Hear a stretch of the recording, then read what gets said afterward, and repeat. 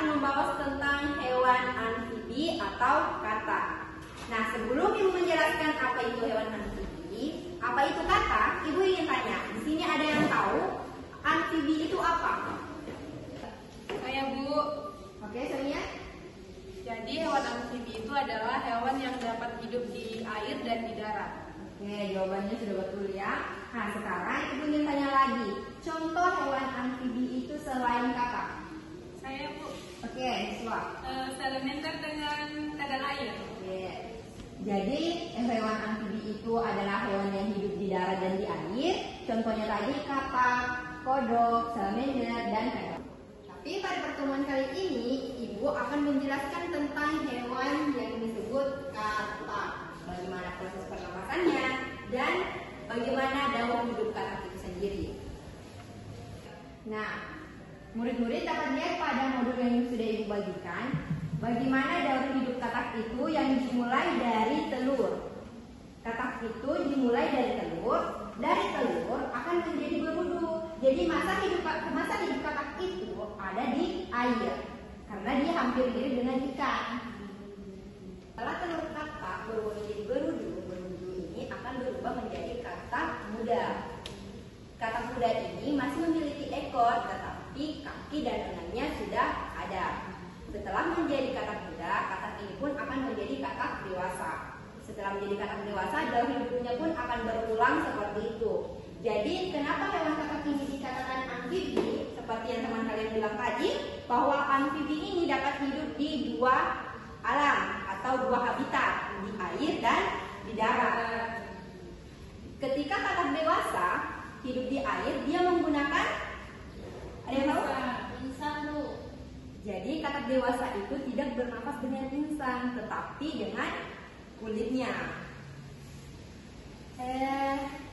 Anak-anak dapat lihat pada gambarnya, ketika katak dewasa itu, ketika berudu itu menjadi dewasa, maka insang yang ada pada berudu itu akan hilang dan katak akan digantikan dengan pernapasan paru-paru. Tetapi katak masih bisa bernapas di dalam air dengan menggunakan kulitnya.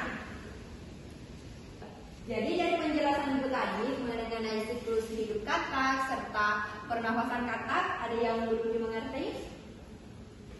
Bu, jadi bagaimana caranya katak bernapas dengan kulitnya? Pertanyaannya bagus sekali. Nah, bagaimana sih proses pernapasan pada kulit katak itu? Pernapasan pada kulit katak itu dilakukan secara difusi. Difusi ini terjadi melalui pori-pori kulit katak. Nah, di bawah kulit katak itu ada kapiler-kapiler darah yang memindahkan oksigen akan masuk ke dalam tubuh katak. Sudah paham? Nah, dari yang saya jelaskan tadi, sekarang Ibu ingin mengevaluasi tentang pemahaman kalian dari materi yang telah Ibu ajarkan tadi. Nah, sekarang Ibu ingin melanjutkan pertanyaan kepada Sonia.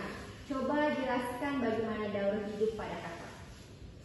Daur hidup pada katak itu dimulai dari telur, kemudian berubah menjadi kecebong, setelah kecebong bertumbuh menjadi katak muda, setelah menjadi katak muda tumbuh lagi menjadi katak dewasa. Oke, baik. Sudah benar ya? Nah, sekarang Ibu ingin bertanya sama Fadila. Coba sebutkan sistem pernapasan pada katak dewasa. Sistem pernapasan pada katak dewasa melalui paru-paru dan kulit. Oke, sudah benar ya. Berarti dari penjelasan Ibu tadi sudah paham semua bagaimana siklus hidup katak, bagaimana sistem pernapasan pada katak dewasa. Nah, sebelum Ibu mengakhiri pelajaran kali ini, Ibu ingin memberi tugas kepada kalian. Kan tadi Ibu sudah menjelaskan sistem pernapasan pada katak dewasa.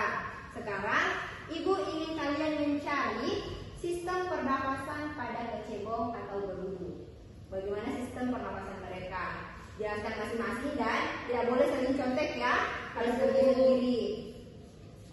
Setelah dikerjakan, tugasnya dikumpul sama ketua kelasnya. Ketua kelasnya tolong kumpul semua tugas temannya dan simpan di meja ya. Baik, Bu. Mungkin pertemuan kali ini Ibu rasa cukup. Ibu akhiri pertemuan pada kali ini dengan ucapan wabillahi taufiq wal hidayah. Assalamualaikum warahmatullahi wabarakatuh.